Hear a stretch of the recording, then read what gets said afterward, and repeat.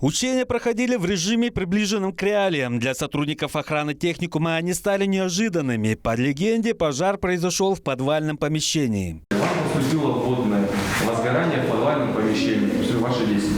Если надо назвать, не надо, ничего не надо. У вас все горит. Ваши действия.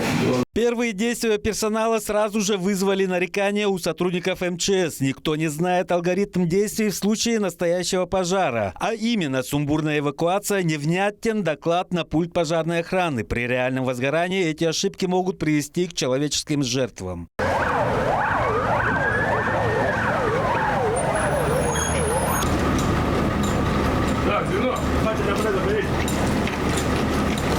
После эвакуации звенья газодымозащитной службы приступили к поиску оставшихся людей.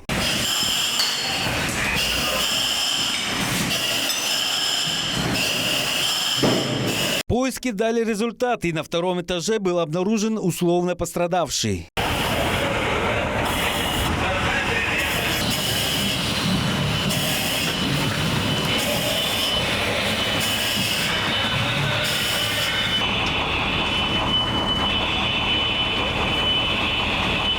Для огнеборцев пожарно-тактические учения позволяют изучить объект, узнать его особенности, а также расположение дверей. Возможно, это позволит эффективно ликвидировать возгорание и спасти людей в случае реального пожара. Большими проблемами это является здание больших площадей со сложными планировками конструктивными, то есть большими подвальными помещениями и конструктивные особенности объекта.